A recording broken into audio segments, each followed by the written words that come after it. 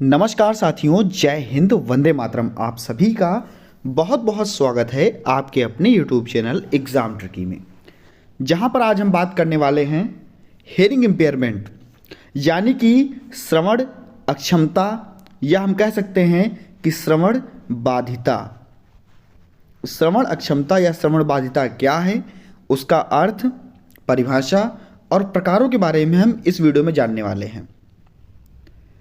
दोस्तों, अगर आप हमारे चैनल को पहली बार देख रहे हैं, अगर आपको चैनल अच्छा लगे सब्सक्राइब कर लीजिएगा और पास में ही नोटिफिकेशन का बेल आइकन बना होगा, उसमें ऑल का ऑप्शन आएगा। जैसे ही आप उसको प्रेस करेंगे उसको प्रेस कर लीजिएगा, जिससे कि हमारे लेटेस्ट वीडियो जितनी भी हैं उनकी नोटिफिकेशन आप तक समय से पहुंचती रहेगी।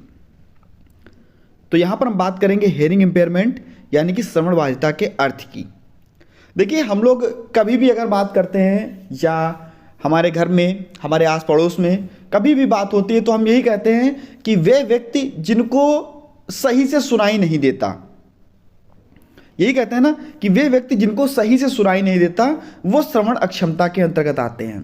हम लोग ये आपसी बोलचाल की भाषा में ऐसे ही बोलते हैं, लेकिन यहाँ पर जो आपके एक्ट आए, चाहे वो आपका PWD एक्ट हो, चाहे भारतीय पुनर्वास RCI हो, इनके अनुसार क्या परिभाषा दी गई, क्योंकि अब हम कर रहे हैं दोस्तों D.Ed स्पेशल एजुकेशन का कोर्स, तो अब हम कुछ ऐसे शब्दों से रूबरू होंगे जो बहुत ही बेहतर ढंग से कहे गए हैं, और कभी भी अगर आपसे पेपर में पूछा जाता है तो आप इन शब्दों का ही प्रयोग करेंगे और उन डेफिनेशंस का ही प्रयोग करेंगे। नंबर आपको अच्छे मिलेंगे, बेहतर मिलेंगे। तो चलिए दोस्तों, इसी के साथ में हेयरिंग इम्पेयरमेंट यानी कि श्रवण बाधिता अर्थ के बारे में हम जानते हैं। सुनने में किसी प्रकार का दोष होना। आप देखते होंगे कि बहुत सारे हमारे बुजुर्ग बाबा ऐसे होंगे या दादी ऐसे होंगे जो हाथ पीछे कान लगा के, कान के पीछे हाथ लगा करके सुनते हैं, या जिनको कम सुनाई देता है। आपने ऐसे बहुत सारे बच्चे देखे होंगे, अगर आप कॉलेज जाते होंगे, आपके यहाँ बच्चे भी आते होंगे, तो आपने ऐसे बहुत सारे बच्चे देखे होंगे उनको सुनाई नहीं देता, वे इशारों से बात करते हैं यानी कि साइन लैंग्वेज का उपयोग करते हैं। तो ऐसे बच्चे या ऐसा व्यक्ति जिसको सुनने में किसी प्रकार का दोष हो है, ये आपका वंशानुगत भी हो सकता है, यानी कि माता पिता से भी आपको मिल सकता है, या कान के पीछे की कोई खराबी, हमारे श्रवण इंद्रियों में किसी प्रकार की अगर खराबी है तो उसमें भी हमको देखने को मिल सकता है कि हमें सुनाई नहीं दे रहा, या कोई ऐसा वातावरण कारक हो जिससे कि नहीं सुनाई दे रहा है। तो इसी को हम क्या कहेंगे, इसी को हम कहेंगे श्रवण अक्षमता या हेयरिंग इम्पेयरमेंट या श्रवण बाधिता। अब हम बात करते हैं दूसरे शब्दों में, जब कोई व्यक्ति या बालक सामान्य वातावरण की उपस्थिति, जो भी सामान्य आवाज़ें हैं, जो भी ध्वनियाँ हैं, उनको अपने कान के किसी भी अंग की खराबी के कारण सामान्य वातावरण की आवाज़ों को सुनने में असमर्थ है, यानी कि कान में किसी भी प्रकार की अगर खराबी है जिसके कारण व्यक्ति सुनने में असमर्थ है, चाहे किसी अंग की खराबी हो, उसी को क्या कहा जाता है, उसी को नाम दिया जाता है आपका श्रवण बाधिता का।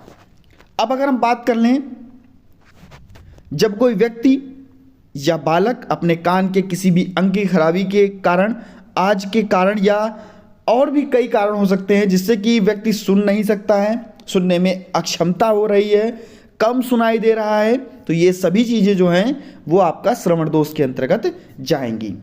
अगर आपसे कभी परिभाषा पूछी जाती है तो बहुत ही इंपॉर्टेंट पहली परिभाषा आपकी RCI यानी कि रिहैबिलिटेशन काउंसिल ऑफ इंडिया, जिसको हम कहते हैं भारतीय पुनर्वास परिषद, गठन की बात करें तो कहोगे सर 1992। तो इनका कहना क्या है, जब बाधिता 70 dB, यानी कि यहां पर कभी आपसे पूछे अगर कि dB कैसे लिखते हैं, तो D हमेशा छोटा बनता है और B हमेशा बड़ा बनता है। इसको हम कहते हैं 70 डेसिबल।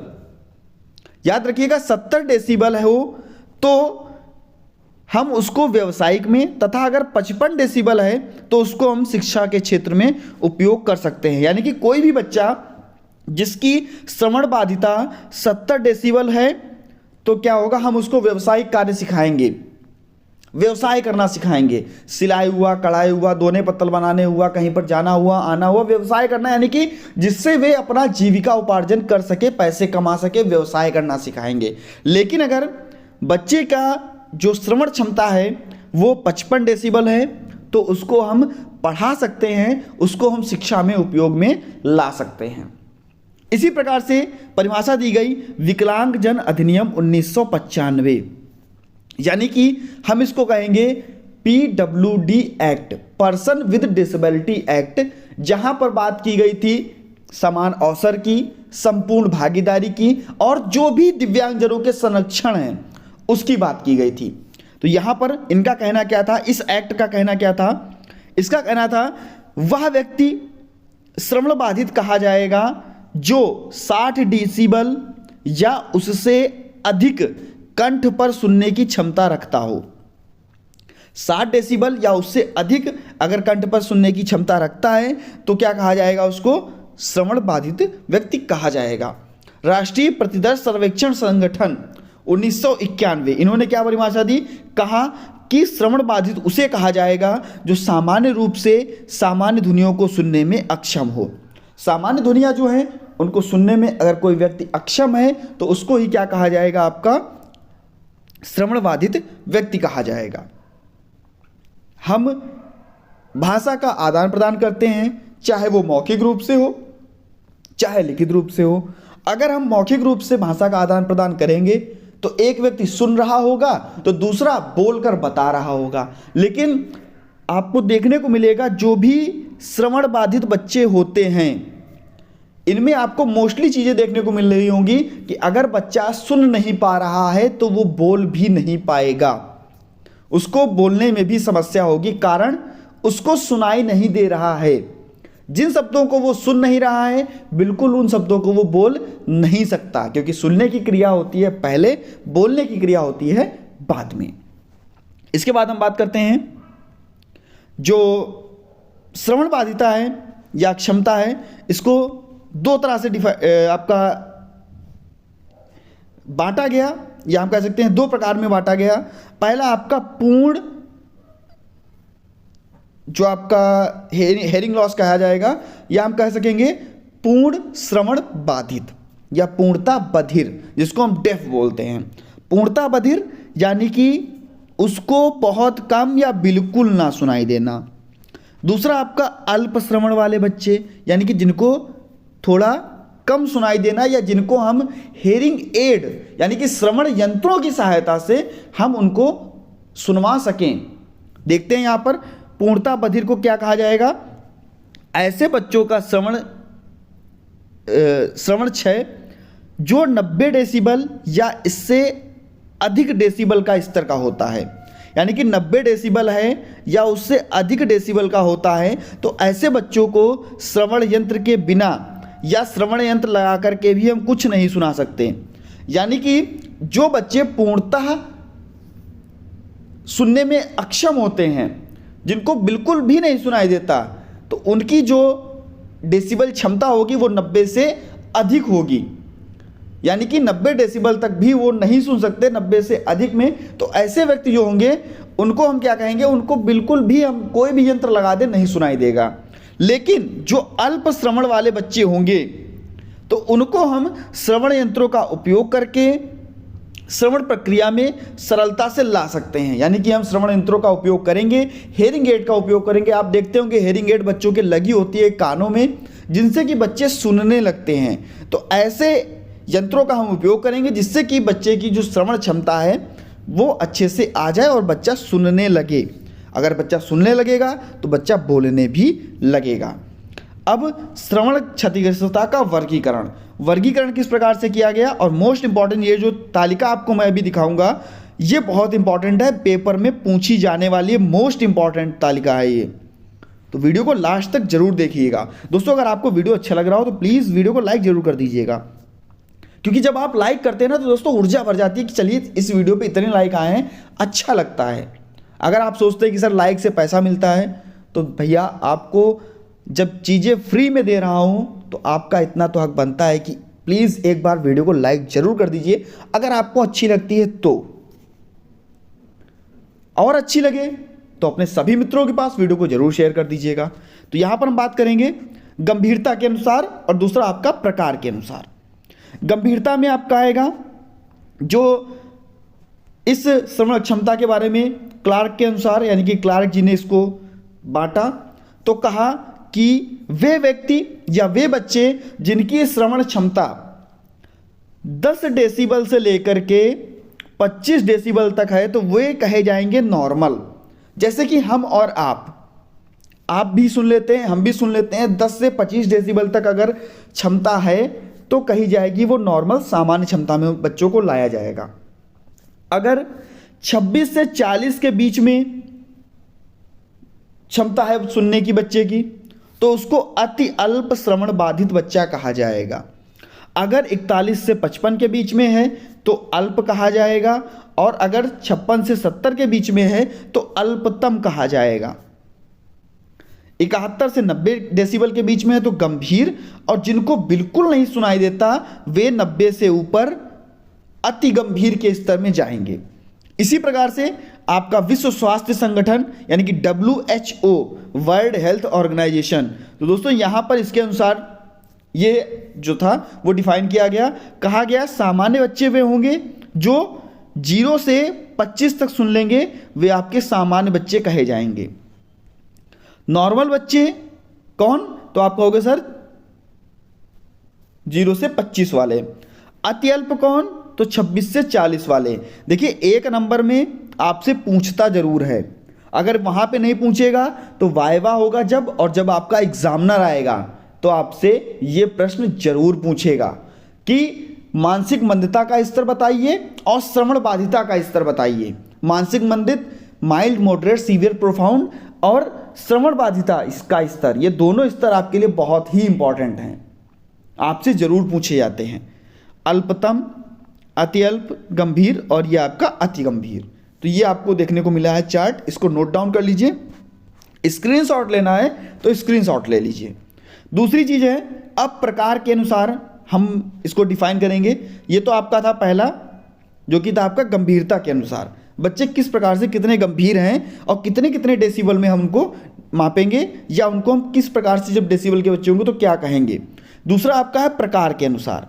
प्रकार के अनुसार में आपका श्रवण अक्षमता का वर्गीकरण जब प्रकार के अनुसार किया जाता है तो कितने, तो कहोगे सर मुख्यतः 3 प्रकार में किया जाता है। पहला आपका चलित श्रवण क्षति, दूसरी आपकी संवेदीय श्रवण क्षति और तीसरी आपकी मिश्रित श्रवण क्षति। ये 3 प्रकारों में वर्गीकरण किया जाता है। पहले आपका जब बोन कंडक्शन का थ्रेशोल्ड जो होता है वो सामान्य हो और एयर कंडीशन का जो थ्रेशोल्ड हो वो असामान्य हो, तो ये दोनों के बीच 10 डेसिबल से अधिक अगर देखने को मिलता है तो वह चलित श्रवण क्षति वाले व्यक्ति कहलाएंगे।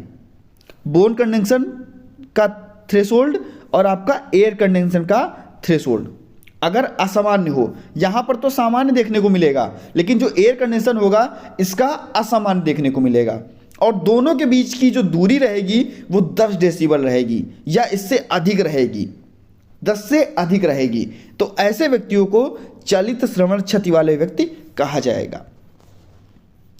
ऐसे व्यक्ति या ऐसे सेवार्थी के बाह्य कर्ण और मध्य कर्ण दोनों में समस्या देखने को मिलती है।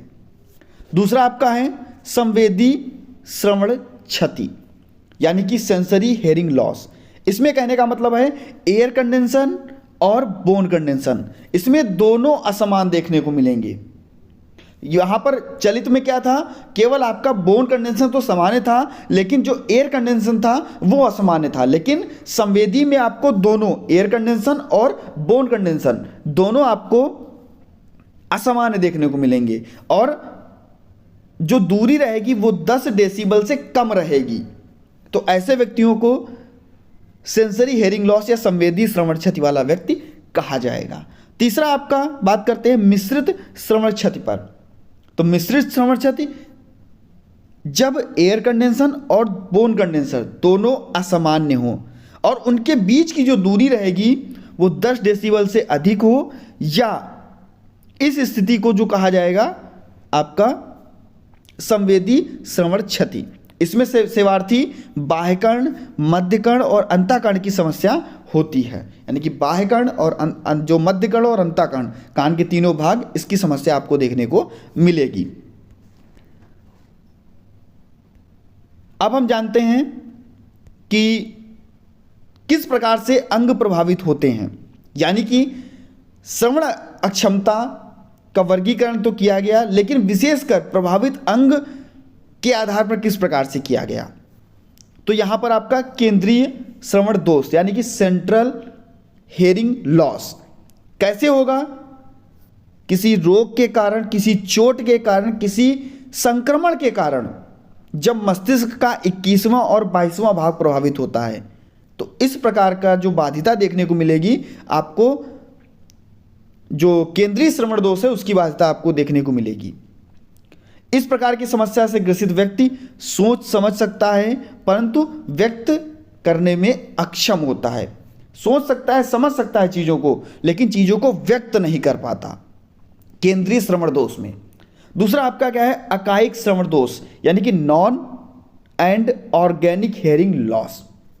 इसके अंतर्गत जब व्यक्ति की शारीरिक संरचना में क्षतिग्रस्तता ना होकर बल्कि अवांछनीय पदार्थ कान के अंदर जमा होने पर बाधिता आती है। बहुत सारे ऐसे पदार्थ देखते हैं जो हमारे कान के अंदर जमा हो जाते हैं और उससे अगर किसी भी प्रकार की शारीरिक संरचना में अगर खराबी आती है तो उससे आपका अकायिक श्रवण दोष होता है। इतना ध्यान रखिएगा। बहुत से ऐसे पदार्थ हैं या हम कह सकते हैं कान के अंदर बहुत सी गंदगी जमा हो जाती है जिससे कान में किसी प्रकार का कह सकते हैं कि स्राव हो सकता है, उससे भी आपको देखने को मिलेगी श्रवण बाधिता या श्रवण दोष। तीसरा आपका क्या है? कायिक श्रवण दोष। जब व्यक्ति के कान के किसी भी भाग में क्षति हो जाती है और उससे श्रवण समस्या उत्पन्न होती है, यानी किसी भी भाग में अगर व्यक्ति की क्षति हो गई और उससे अगर व्यक्ति सुनने में अक्षमता प्रकट कर रहा है तो आपका ये कायिक श्रवण दोष कहा जाएगा।